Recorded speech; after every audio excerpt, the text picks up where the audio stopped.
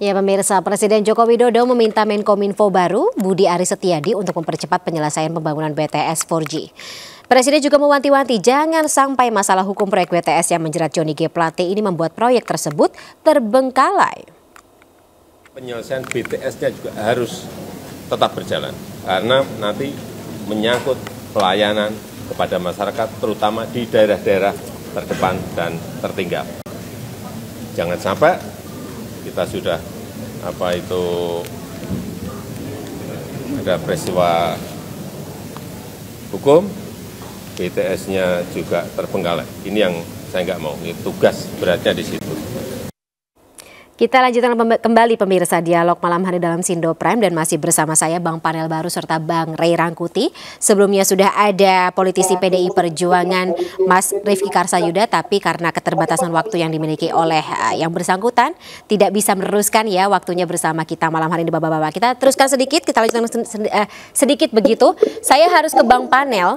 Tadi kalau kita mengambil pernyataan dari Bang Ray Rangkuti begitu terkait dengan tidak mungkin bisa menafikan bahwa ada kepentingan ya tanda kutip begitu terkait dengan baik Pilpres 2024 mungkin juga kepentingan Projo sendiri begitu ketika Mas Budi Aris Setiadi ditetapkan sebagai menteri.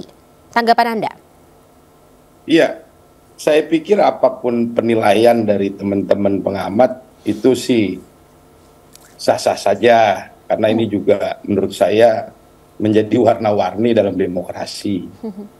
Tapi yang perlu diingat adalah bahwa langkah yang diambil Presiden per hari ini untuk melakukan reshuffle adalah hak prerogatif Presiden. Dan yang penting juga saya sampaikan bahwa apapun penilaian teman-teman ternyata approval rating publik terhadap Pak Jokowi ya masih cukup tinggi. Artinya ya publik sangat percaya terhadap pemerintahan ini apapun yang dilakukannya untuk membawa Indonesia yang lebih baik, yang lebih maju. Saya pikir itu substansinya, intinya ya. Gitu. Oke. Tapi apapun yang akan terjadi begitu ke depan ketika kita tadi bicara mengenai kapabilitas dan juga kompetensi dari Mas Budi Aris Setiadi serta Mas Nezar Patria, kita tidak bisa menutup mata bahwa pekerjaannya ya walaupun dibilang sama Bang Ray tadi gitu butuh wamen apa enggak sih gitu kalau melihat pekerjaan baru dari Menteri Kominfo begitu dengan tuntutan dari Presiden, sanggup BTS 4G Kominfo ini dilanjutkan kembali?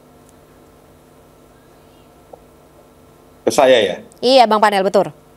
Iya, saya pikir apa yang menjadi pilihan Presiden kami nggak perlu ragukan lagi, gitu ya. Ini menurut saya di sisa 15 bulan ke depan, kan tadi sudah saya sampaikan,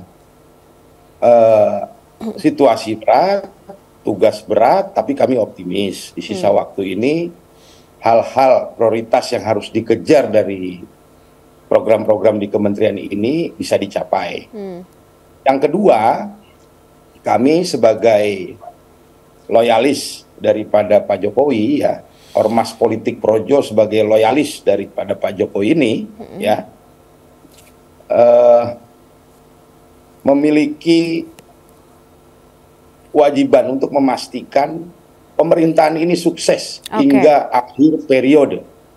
Ya, jadi saya pikir dengan Pak Jokowi menempatkan Mas Budi dan Mas Nezar dalam Kementerian Kominfo, saya pikir ini duet maut ini yang akan menjawab kebutuhan terhadap tantangan-tantangan dan situasi yang berat tadi. Jadi kita saat ini saya pikir kita dukung, kita berikan waktu untuk teman-teman ini membuktikan bekerja ya dengan baik, dan saya pikir ada arahan-arahan yang harus dikejar ya, ada arahan-arahan dari Presiden yang menjadi prioritas di kementerian tersebut yang saya pikir sudah disampaikan ke Mas Budi maupun Mas Nezar. Saya pikir begitu. Kalau arahan untuk Projo sendiri gimana Bang Panel gitu? Ketika kita melihat ya tadi lagi-lagi gitu masih ada perbedaan suara, masih ada perbedaan arah dukungan. Akankah di 2024 nanti semuanya satu suara? Kalau yang kemarin Sindo dengar mungkin Jawa Barat ada yang deklarasi, itu bukan orang Projo itu. Oh. Ya, itu orang yang sudah dipecat Projo 7 tahun yang lalu karena satu hal yang tidak bermoral. Jadi? Ya. Jadi saya pikir malah kami jadi agak sedikit tersenyum ya. Banyak sekali pihak-pihak yang khawatir. Ya, banyak sekali pihak-pihak yang khawatir dengan apa yang dilakukan Projo hari ini. Tapi itu itu juga warna-warni lah dalam demokrasi ya. Kita nggak perlu reaksioner, kita lihat saja itu ke depan. Proses politik di internal Projo dengan Konverda dan Rakernas masih kami jalankan sampai September Oktober, nanti finalnya juga akan kita laksanakan. Nanti publik akan tahu Projo arahnya kemana gitu loh. Baik, baik. Kalau Projo juga menyampaikan bahwa kita juga masih menunggu arahan Pak Jokowi, ya wajar juga saya pikir, karena Projo ini ormas politik yang ketua Dewan Pembinanya Pak Jokowi, jadi nggak ada salahnya juga kita dengar-dengar apa arahan beliau gitu. Tidak ada satu hal yang haram di sana. Saya pikir begitu Mbak Rani.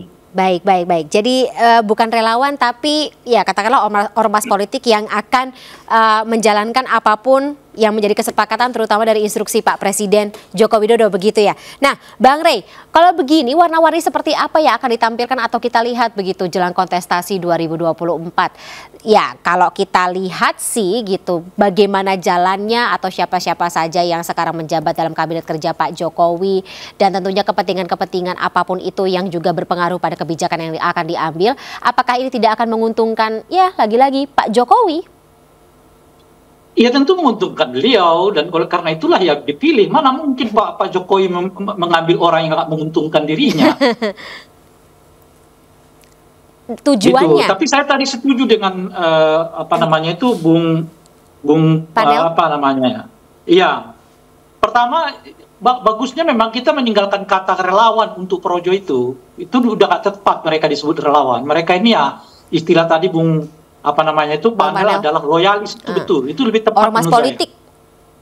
Iya, dia ormas, berbentuk ormas, tapi aktivitasnya adalah politik, dan politiknya adalah mendukung Pak Jokowi apapun kata Pak Jokowi, itu yang disebut dengan loyalis. Oleh karena itu kita tidak perlu lagi menurut saya mengait-ngaitkan kata relawan di belakang ataupun di depan ormas ini gitu ya. Itu yang pertama. Nah yang kedua, saran saya sih bagi Bung Vanel ya, mestinya Projo itu jangan kayak partai politik juga dong gitu loh, Ma. Beda lah buat sedikit. Ini gayanya benar-benar kayak partai gitu. Ketua umumnya udah jadi menteri, tetap aja menjabat sebagai ketua umum. Ya ganti dong. Kan ada mekanisme pergantian di tengah waktu.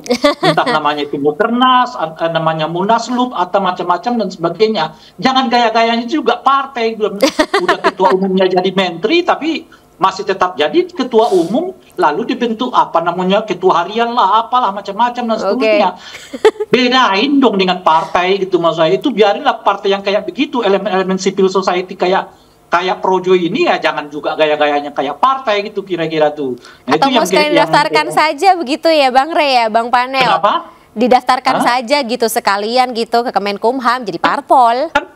Kan katanya udah jadi ormas. Kalau jadi ormas kan berarti udah didaftarkan dong kan. Lagi jadi parpol itu ormas. Jadi parpol. Ya iya itu makanya ya. Jadi latihlah ormas ini berbeda dengan partai-partai yang udah terlalu jamak kita lihat gitu loh. Udah menteri ketuanya nggak diganti, tetap dia saja. Akhirnya nggak ada yang optimal. Jadi menteri nggak optimal, jadi ketua partai nggak optimal, tapi mimpinya jadi presiden gitu loh. Minimal jadi wakil presiden, dikenal pun kagak, yang ya, elektabilitasnya cuma 2-3% gitu. Nggak bisa lagi di era kayak begini gitu. Betul-betul orang menuntut proporsionalisme. Kalau aja di menteri jangan lagi kerjaan yang lain. Kalau modelnya kayak begini, saya khawatir juga mungkin nggak akan optimal. Mungkin karena tidak optimal itulah lalu dibentuk wamen untuk pekerjaan yang sepanjang yang saya tahu gitu ya. Nggak begitu banyak-banyak lagi sebetulnya pekerjaannya. Kan ini tinggal melanjutkan pekerjaan yang belum dilanjutkan.